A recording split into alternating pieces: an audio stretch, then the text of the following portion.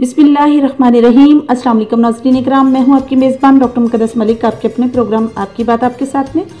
आज हम मौजूद हैं NA71 में और हमारे साथ मौजूद हैं एक हर दिल अजीज़ समाजी सियासी शख्सियत मलिक इशफाक हुसैन अवान साहब, और इस वक्त हम मौजूद हैं उनके ऑफिस गुलियाना में। नाज़रीन इकराम, अवान फैमिली की जैसे कि हमने काफ़ी कॉस्ट को डिक्लेयर किया है, इसी तरह अवान फैमिली के बारे में मैं थोड़ा सा आपसे शेयर करती चलूँ कि अवान फैमिली का तल्लक मौला अली अलैहिस्सलाम की सेकंड वाइफ के ख़ानदान से है, और इसी तरह से लेते हुए ये कुतुब शाही अवान कहलाए जाते हैं। ईरान से माइग्रेट होकर दो बादशाह आए थे, एक का नाम ओम था जिससे अलवी खानदान बना था, और दूसरे कुतुब शाही थे जिनसे 4 खानदान बने थे।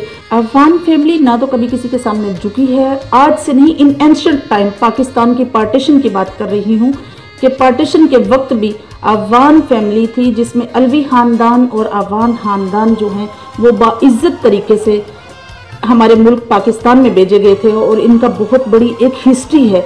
और साथ ही साथ ये बहुत बहादुर, जंगजू और ईमानदार होते हैं, और इनकी सबसे बड़ी बात जो है वो वफा पर है। और वफा किससे इंडिकेट करती है आप भी जानते हैं नाज़रीन इकराम के हज़रत मौला अब्बास अलैहिस्सलाम जो हज़रत अली अलैहिस्सलाम के बेटे थे, उन्हीं से रिलेटेड होकर ये वफा जो है इनको ट्राइब्यूट करती है या इनसे मंसलिक होती है। आइए जी, हम मलिक इशफाक साहब की तरफ जाते हैं और उनके बारे में थोड़ा सा डिस्कस करते हुए मैं ये कहूँगी कि उन्होंने अपने चाइल्डहुड से या लड़कपन से कह लें कि सियासत का आगाज़ कर दिया, सियासी सरगर्मियों में हिस्सा लेना शुरू कर दिया, अपने इलाके में समाजी काम करना शुरू कर दिए, समाजी एक्टिविटीज़ में हिस्सा लेना शुरू कर दिया, और ये चीज़ें जो हैं इनके अंदर बचपन से ही ये रूट्स शामिल थी। अब उनसे हम बात करते हैं और डिस्कस भी करते हैं कि ये किस तरह से उनके अंदर डेवलप हुई। अस्सलाम वालेकुम जी। वालेकुम अस्सलाम। कैसे मिजाज हैं आपके? जी अल्लाह का शुक्र है, बिल्कुल खैरियत से। सही। सबसे पहला मेरा सवाल आपसे ये है कि बचपन से लेकर जवानी तक और जवानी से अभी तक स्टिल आपने जो वक्त गुजारा, इसमें आपने सोशल वर्किंग भी की, समाजी काम किए, सियासत को भी मद्देनज़र रखा, तो ये चीज़ें आपका वक्त कैसा गुजरा, कैसे सीखी आपने? सबसे पहले तो मैं शुक्रगुजार हूँ जी आपका और आपकी टीम का। मैं आपके प्रोग्राम देखता रहता हूँ जी जी। आप शख्सियात के इंटरव्यू वगैरह करती हैं, तो आज आपने मुझे शर्फ बख्शा, मेरे ऑफिस में आप तशरीफ़ लाए, मैं तहे दिल से मशकूर हूँ आपका और आपकी टीम का। Thank you so much. तो बात यह है जी, बेसिकली मैं देहात से तलक रखने वाला बंदा हूँ, तो स्टूडेंट लाइफ से ही कह लें, आप तड़प कह लें, शौक़ कह लें, मुझे सियासत का शौक़ भी था। तो देहातों के हालात जैसे होते हैं आप बेहतर जानते हैं। मैंने तकरीबन मिडिल तक एजुकेशन जो है आप 7th क्लास तक कह सकती हैं अपने गांव मलका से हासिल की। उसके बाद मैं गवर्नमेंट हाई स्कूल सैना, वहाँ पे मैं एडमिशन लिया, मैट्रिक मैंने वहाँ से किया। उसके बाद मेरी education SD degree college Kharian cantt. तो इस सारे अरसे के अंदर मैं ऑब्जर्व भी करता रहा हूँ कि एक मुतवस्सत तबके का जो बंदा है, जो बच्चा है, उसको माशरे में सर्वाइव करने के लिए कौन कौन सी स्ट्रगल्स करना पड़ती है। बिल्कुल सही कहा आपने। तो इन हालात को देखते हुए मेरे अंदर ये तड़प थी, ये मेरी कोशिश थी, मेरी ख्वाहिश थी कि अगर अमली ज़िंदगी में कभी मुझे मौका मिला तो मैं इंशाल्लाह जो स्पेशली मिडिल क्लास और लोअर क्लास के लोग हैं उनकी नुमाइंदगी करने के लिए, उनके मसाइल के लिए, उनकी मुश्किलात कम करने के लिए जहाँ तक मुझसे हो सका मैं अपना किरदार अदा करूँ। मैं समझती हूँ कि जैसा कि आपने कहा कि आप अपना किरदार अदा करते हैं, मैं समझती हूँ कि काउंसलर का बहुत बड़ा किरदार है। इसी तरह बिल्कुल जैसे एक हेल्थ वर्कर का हेल्थ सेशन में बहुत बड़ा किरदार है कि वो अपनी कम्युनिटी के एक एक चीज़ पर नज़र रखती है, MCH सेशंस करती है। इसी तरह मुझे ये बताइए कि आप PMLN के बहुत ही सरकर्दा रुकन हैं, तो आपने अपना इलेक्शन जो है आज़ादाना कैसे आपने इंतखाब किया और कैसे चूज़ किया कि आप आज़ादाना इलेक्शन कंटेस्ट करें? देखिए बात यह है कि जब बल्दियाती इलेक्शन हो रहे थे तो मेरे साथ दूसरे दोस्त जो मेरे मद्दे मुकाबले उम्मीदवार थे, उनका तल्लक भी चूँकि PMLN से था, बल्कि आप कह लें ऐसे कि UC मलका के अंदर जो बल्दियाती सीटों के इलेक्शन हुए उसमें चेयरमैन जो हैं वो भी दोनों उस वक़्त के PMLN से तल्लक रखते थे कैंडिडेट से। और मलका के अंदर तकरीबन 5,500 की आबादी का गांव मलका है, उसके अंदर जो 3 कैंडिडेट थे एक सीट के लिए, वो तीनों भी तकरीबन PMLN से ही तल्लक रखते थे। तो इसलिए जो हमारे कायदीन थे, हमारी क़यादत थी PMLN की, उन्होंने यूनियन कौंसिल मलका को ओपन छोड़ दिया, चेयरमैन लेवल पे भी کونسلر لیول پہ بھی. تو پارٹی نشان انہوں نے کسی کو جاری نہ کیا پوری یونین کونسل کے اندر. تو اس طرح جو ہے وہ مجھے پھر آزاد الیکشن جو ہے وہ لڑنا پڑا. صحیح. اچھا مجھے یہ بتائیے, جب آپ نے الیکشن کنٹیسٹ کیا اور باقاعدہ طور پر آپ نے اسے ون کیا, ون کرنے کے بعد آپ کے اپنے علاقے میں کون کون سے ایسے, ملکہ کی بات کروں گی کہ کون کون سی ایسی ایکٹیویٹیز ہیں جن پہ آپ نے کام کیا, اور کون سے ایسے کام کیے جو آپ سمجھتے ہیں کہ فعال کام تھے آپ کے علاقے کے لیے؟ دیکھیں آپ جانتی ہیں ایک کونسلر کی کیپیسٹی ہوتی ہی کیا ہے. جی جی. لیکن چونکہ میں شروع سے ہی PMLN کا ورکر تھا, اور اس وقت کا جو سیٹ اپ تھا سیاسی, اس میں ہمارے MNA حلقہ NA107 صاحب کا موجودہ NA71 گجرات 4 عابد رضا صاحب تھے, ان کے بھائی جو ہیں وہ شبیر احمد صاحب MPA تھے. پھر بلدیاتی الیکشن کے سلسلے میں ان کے ایک بھائی ڈسٹرکٹ چیئرمین بنے چودھری محمد علی تنویر. تو ان کی معاملت بھی ہمیں ہر طرح حاصل رہی اپنے لوگوں کے مسائل حل کرنے میں.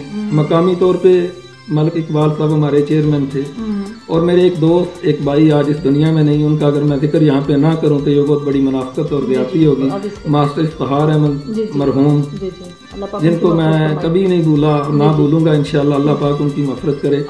ان کا ساتھ بھی ہر وقت میرے ساتھ رہا. تو میں نے جو ہو سکتا تھا, جو میں نے دیکھا اپنے گاؤں کے لوگوں کو, اپنے علاقے کے لوگوں کو, اپنے بڑوں کو اپنے گاؤں کے لیے کرتے ہوئے, میں نے بھی کوشش کی اس نقشے قدم پہ چلتے ہوئے اپنا کچھ حصہ ڈالوں. تو چونکہ میں بہت جونیئر تھا, میں یہ تو نہیں کہتا کہ میں نے بہت زیادہ اچیومنٹ کی, لیکن میں نے جو کیا ان میں ایک تو یہ ہے کہ سیپریٹ MNA صاحب سے ریکویسٹ کی میں نے, میرے سفارشی تھے ماسٹر افتخار احمد اور چیئرمین UC ڈوگا ملک اشفاق صاحب, انہوں نے بھی کہا. تو انہوں نے مجھے تقریباً 30 لاکھ روپے کی گرانٹ دی, جس سے ملکہ کی گلیاں اور نالیاں بنیں. اس کے علاوہ گورنمنٹ گرلز ہائی اسکول ملکہ میں سائنس کی ایک سیٹ تھی, تو میں نے اسٹرگل کی, کوشش کی. الحمدللہ تقریباً ڈسٹرکٹ کے اندر 10 سیٹس آئیں سائنس کی. انہوں نے بولا یہ ان اسکول کو دینی ہے جہاں کی اسٹوڈنٹس زیادہ ہو. تو میں نے کوشش کی, اللہ نے کرم کیا, تو وہ میں نے ایک سیٹ سائنس کی اپنے گرلز اسکول ملکہ کو دلوائی, جو الحمدللہ اب بھی موجود ہے. اور جب تک میریاں بیٹیاں, میریاں بچیاں, میری بہنیں, میری بچیاں وہاں پہ تعلیم حاصل کریں گی, تو میں سمجھتا ہوں یہ ایک کام کیا میں نے. اس کے علاوہ میں نے دیکھا کچھ سٹریٹس, گلیاں کنجسٹڈ ہیں, جہاں پہ بجلی کے پول نہیں لگ سکتے, جہاں پہ پول دور ہونے کی وجہ سے جو ہر گھر کی سیپریٹ کیبل تھی, اس کا کہہ لیں آپ ایک جال سا بنا ہوا تھا, یعنی کسی بھی حادثے کا جو ہے وہ اندیشہ تھا. تو میں نے وہ اس وقت کوشش کر کے, ہمارے دوست ہیں, بھائی ہیں, ملک منور وابڈا میں ہوتے ہیں ملکہ کے, وہ وابڈا یونین کے چیئرمین بھی تھے سب ڈویژن گلیانہ کے, ان کے تعاون سے اپنی کوشش کی. تقریباً 11 سے 12 گلیاں جو ہیں سٹریٹس ہیں, ان میں وہ میں نے 4 کور کیبل لگوائی. ماشاءاللہ صحیح. اس کے علاوہ میں یہ تو نہیں کہتا کہ میں ایک مکمل شخصیت ہوں یا مجھ سے غلطیاں نہیں ہوں گی, بحیثیت انسان ہوں, غلطیاں ہوتی بھی ہیں, لیکن ہمیشہ میں نے کوشش کی اپنے لوگوں کے مسائل میں کمی کر سکوں, اپنے لوگوں کے کام آ سکوں. میرے نمبر آپ یہ میں اوپنلی اعلان کے ساتھ کہتا ہوں کہ رات کو 3 بجے بھی کبھی اس سے کال آئی ہو تو انشاءاللہ کال اٹینڈ ہوتی ہے. اس کے علاوہ ہمارے دیہاتی لوگوں کو مسائل رہتے ہیں تھانہ کچہری کے, اس کے اندر بھی جتنا ہو سکا میں نے اپنی جیب سے انشاءاللہ کیا اور لوگوں کے مسائل حل کرنے کی بھرپور کوشش کی. ماشاءاللہ سے. اچھا مجھے یہ بتائیے کہ سوشلزم ہونا یا سوشل ورکنگ ایک ایسا عمل ہے جو اللہ پاک کی طرف سے گاڈ گفٹڈ ہے اور انسان کے دل میں ڈیولپ ہوتا ہے, اللہ پاک کی طرف سے ڈیولپ ہوتا ہے. آپ نے سماجی کام کرنے کا جو بیڑا ہے ایج کے کس حصے سے اٹھایا اور کس طرح آپ کے اندر یہ ڈیولپ ہوا؟ کیسے آپ کو احساس ہوا کہ ہمارے علاقے کے یہ ایشوز ہیں, ہمارے علاقے میں یہ پور کمیونٹیز ہے, اور آپ نے اپنی زندگی میں کون کون سے سماجی کام کیے ہیں؟ دیکھیں میں آپ کو بتاتا چلوں کہ اس فیلڈ میں آنے کا لوگوں کی خدمت کا جذبہ, میں نے کہا یہ میرے گاؤں کی مٹی ہی ایسی ہے. اس گاؤں میں جو بھی شخصیات گزر کے گئی ہیں یا ابھی موجود ہیں, ہر دور میں ہر شخصیت نے پازیٹیو رول ادا کیا ہے. ایک تو وجہ یہ تھی میرا شوق, میری لگن. دوسری یہ کہہ لیں آپ, ایک واقعہ مجھے آج بھی یاد پڑتا ہے, میں کرداز جو ہے ان کا نام نہیں لوں گا. میرے گاؤں کا ایک لڑکا تھا, اس کا کوئی مسئلہ بنا گلیانہ, اس وقت پولیس اسٹیشن نہیں چوکی ہوا کرتا تھا. تو میں اس وقت کے جو منتخب نمائندگان سے تقریباً سب سے میں نے رابطہ کیا. جس کے پاس بھی گیا اس نے بولا یار تھانے کچہری ملک اقبال صاحب جو ہیں وہی بھگتاتے ہیں. تو ملک صاحب چونکہ گئے ہوئے تھے کہیں لیا کام کے سلسلے میں, ان کی ادھر سسٹر ہوتی ہے, کزنز ہوتے ہیں, وہ اویلیبل نہیں تھے. تو میں نے اس وقت جیسے بھی ہوا اس بندے کا مسئلہ حل کیا. وہ میرا کلاس فیلو تھا لڑکا, اور اس دن یہ تہیہ کیا کہ چاہے جو بھی ہو میں عملی سیاست میں آؤں گا, اور انشاءاللہ پسے ہوئے طبقے کی جو ہے نا وہ میں نمائندگی کروں گا, کمزور لوگوں کی نمائندگی کروں گا. اور یہ میں جذبات میں نہیں کہہ رہا, میں خدا کو حاضر ناظر جان کے کہہ رہا ہوں کہ میں نے ہمیشہ کوشش کی ہے غریب اپنا مقتصد طبقہ کے جو لوگ ہیں ان کے مسائل کو ہر صورت اور ان کی بات کو سب سے زیادہ توجہ سے سننے کی کوشش کی ہے. اور جب میں نے الیکشن کنڈکٹ کیا تھا, میرے جو مجھے لوگوں نے ووٹس دیے ہیں, میں چیلنج کے ساتھ کہتا ہوں اس میں اکثریت ینگ لوگوں یا غریب اور پسے ہوئے طبقے کے لوگوں کی جو اکثریت ہے اس نے مجھے سپورٹ کیا ہے. تو میں نے بھی اس چیز کو ہر لحاظ سے اپنے دھیان میں رکھا ہے کہ میں کوشش کروں کہ جو غریب اور متوسط طبقے کے لوگ ہیں ان کے مسائل میں کمی کر سکوں. بہت اچھی کوشش ہے آپ کی اور اللہ پاک آپ کو اس میں کامیابی دے. اچھا, اگر دیکھا جائے تو آپ کے ورک کے حوالے سے یا بزنس کے حوالے سے بات کی جائے تو آپ جنرل مینیجر ہیں اور بیک وقت آپ 4 سے 6 پیٹرول پمپس کو وزٹ کرتے ہیں اور ان کے انسپیکشن آفیسر کی طرح آپ اس پہ ڈیوٹی دیتے ہیں. آپ مجھے یہ بتائیے کہ آپ اپنے اس کام میں کاروبار میں کون سا سمجھتے ہیں کہ مطلب ایسا عمل دخل ہے جو آپ کو ایکٹیویٹ بھی رکھتا ہے, اور ایسا کوئی مشورہ لوگوں کو بھی دیں جو اپنے اندر ایکٹیویشن پیدا کر سکیں؟ دیکھیں, سب سے پہلے تو میں آپ کو کاروبار کے حوالے سے بتاتا چلوں کہ میں نے 97 کے اندر اس فیلڈ میں جو ہے پیٹرولیم فیلڈ میں کام کا آغاز کیا. اس وقت میری پہلی سیلری 1500 روپے تقریباً ماہانہ تھی. 25 روپے روزانہ اجرت اور 1500 روپے ماہانہ تھی. شیل کا پیٹرول اسٹیشن تھا گجرات, گو ویل فلنگ اسٹیشن کے نام سے. وہاں کے آنر تھے حاجی ملک محمد صادق صاحب, سابق ممبر ڈسٹرکٹ کونسل مرحوم. اللہ پاک کروڑوں رحمتیں ان کی قبر پہ کرے.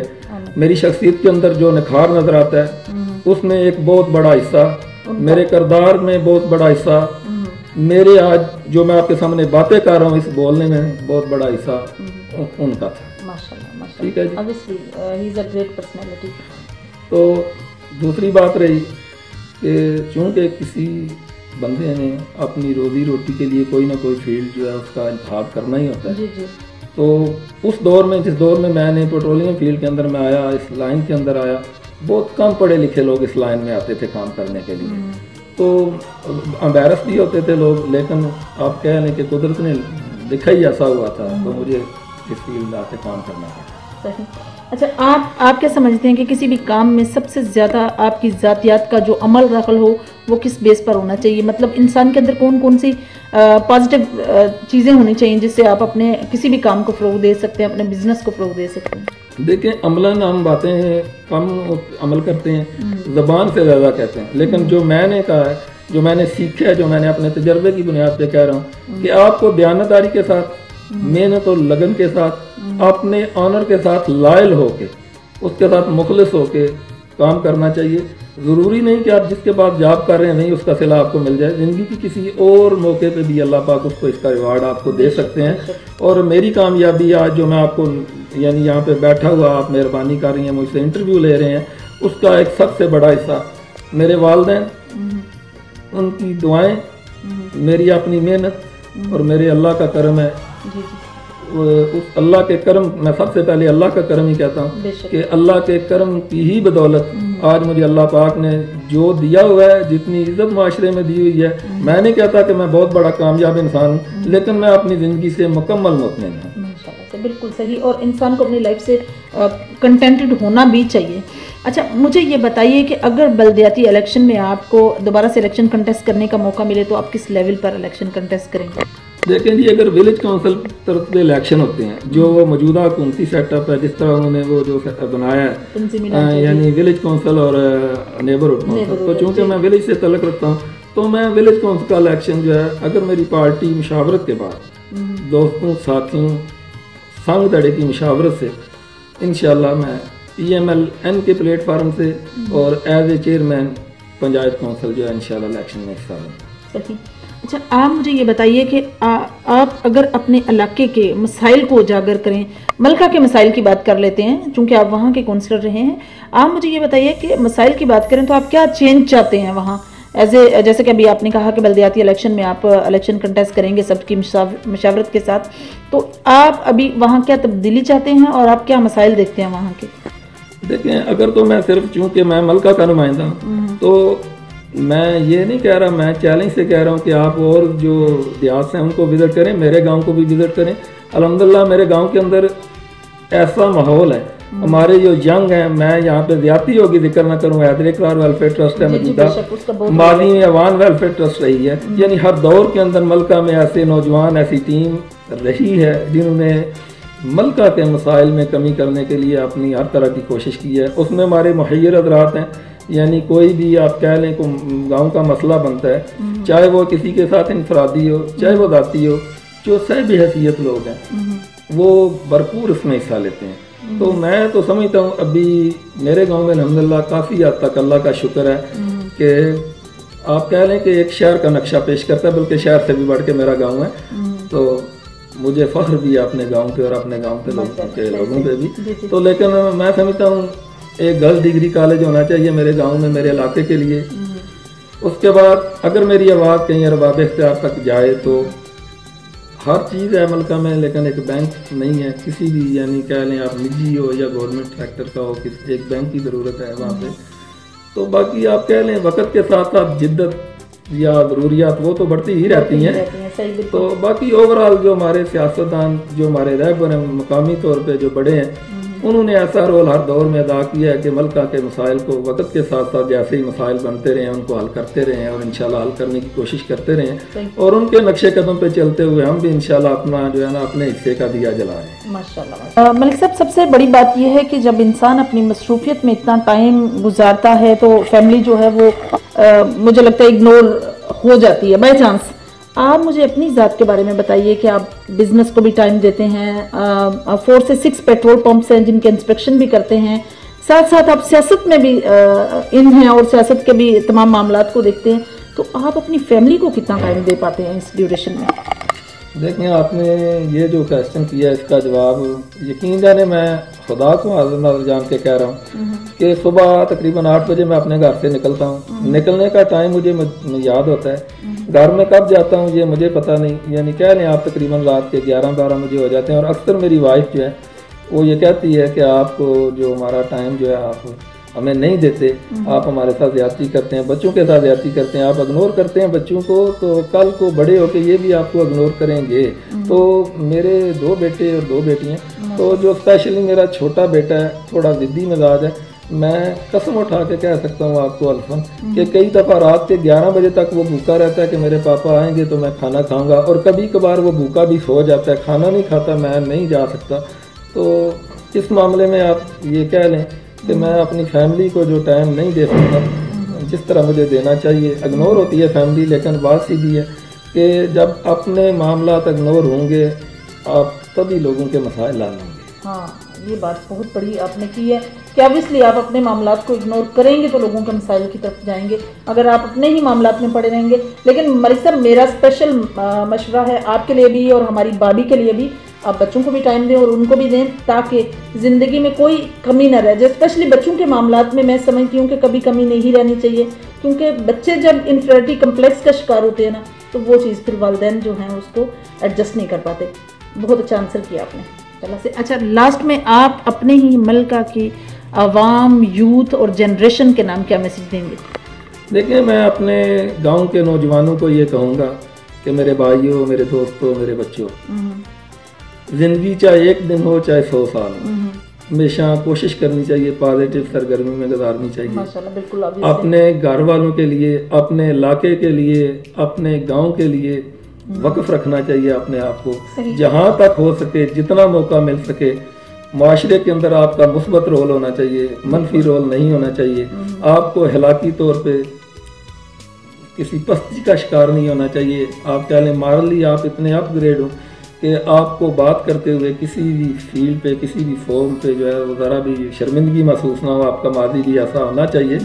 میں ये तो नहीं कहता कि मैं बहुत बड़े किरदार का मालिक हूँ, लेकिन मैं कॉन्फिडेंट के साथ कहता हूँ कि मेरे गुजरे हुए ज़िंदगी के लम्हात में कभी कोई ऐसा वक्त मेरी जवानी में भी नहीं गुजरा कि जिसको याद करके मेरा ज़मीर मुझे मलामत करे और मुझे शर्म हो कि मैंने, या मुझे शर्मिंदगी महसूस हो, किसी को पता हो या ना हो, मेरा ज़मीर मुझे मलामत करे कि मैंने ये काम गलत किया। तो अल्हम्दुलिल्लाह मैंने अपना मुहासबा रखा हुआ है और अपनी ज़िंदगी के एक पैरामीटर तय किया हुआ है, उनके अंदर रहते हुए मैं अपनी ज़िंदगी गुजारता हूँ। बहुत अच्छी बात, और बहुत अच्छा लगा आपका ये स्पेसिफिक अंदाज देखकर, और सबसे बड़ी बात आपने जो एलेबोरेट की, पॉजिटिव थिंकिंग की, उसको देखकर थैंक यू सो मच जी। तो नाज़रीन, ये थी मलिक इशफाक हुसैन अवान साहब की गुफ्तगू जो आप लोगों ने सुनी, और बहुत अच्छा मैसेज उन्होंने यूथ को दिया कि यूथ को हरदम पॉजिटिव रहने की ज़रूरत है, हर हाल में पॉजिटिव रहना चाहिए और जितना हो सके पॉजिटिव तरीके से काम करें और पॉजिटिव तरीके से रहें, ताकि उनकी ज़िंदगी में कभी भी ऐसा पहलू नहीं आना चाहिए जिसमें काश या शर्मिंदगी आए। तो ये बहुत इंपॉर्टेंट बात है। और एक बहुत इंपॉर्टेंट चीज़ मैं आपसे डिस्कस करना चाहती हूँ, क्योंकि सर्दी का मौसम है, हम अपने आप को जिस तरह से भी गर्म रखने की कोशिश करते हैं, बिस्तर में रहते हैं और बच्चों को भी सेफ रखते हैं, इसी तरह जो परिंदे हैं वो आप जानते ही हैं दरख्तों पे अनसेफ हैं और बिल्कुल बेयारो मददगार बैठे हैं। गो के अल्लाह पाक की ज़ात उनको अपनी हिफाजत में रखती है, तो उनके खाने पीने का कुछ अरेंजमेंट होना चाहिए, परिंदों के लिए कुछ ना कुछ डालना चाहिए जिससे वो दाना चुगें, और उससे आपके काफ़ी मसाइल और काफ़ी प्रॉब्लम्स का सलूशन भी होगा। इंशाल्लाह मेरी और आपकी मुलाकात होगी फिर किसी नए प्रोग्राम में, तब तक के लिए इजाज़त चाहती हूँ। अल्लाह हाफिज़। Gondal group of industries, concrete की दुनिया में जाना पहचाना नाम। गोंदल कंक्रीट की क्वालिटी और पायदारी में बेमिसाल होने की वजह से पूरे पाकिस्तान में तेजी से फैलता हुआ मुनज़्ज़म नेटवर्क अपनी मिसाल आप है। Gondal group of industries technology में लाए कमाल की जिद्दत, इसीलिए Gondal group of industries present 21st century products. Gondal UPVC की नालीदार छतें और दीवारें, इंटरनेशनल स्टैंडर्ड के एन मुताबिक pre engineered building, state of the art plants पर तैयार करता यूपीवीसी शीट आपको दे हर मौसम में मुकम्मल तहफ़्फ़ुज़ और सुकून, जंग, शोर, इलेक्ट्रिक करंट और आग से मुकम्मल महफूज, लीकेज से महफूज जोड़ और वाटर प्रूफ स्क्रूज के साथ, ओस के कतरों और हर किस्म के केमिकल से महफूज, सूरज की शुआओं और दीगर केमिकल से आपकी दीवारें और छतें रहें मुकम्मल महफूज। गोंदल यूपीवीसी की नालीदार छतें और दीवारें दें बगैर बिजली के मुकम्मल रोशनी और टर्बो वेंटिलेटर की बदौलत बगैर बिजली के पंखे जैसी हवा, दीदा जेब रंगों में इंतहाई मुनासिब कीमत पर दस्तयाब, 25 साल वारंटी और बाद अज़ां 50 दफा recyclable. Gondal group of industries की यूपीवीसी नालीदार छतें और दीवारें।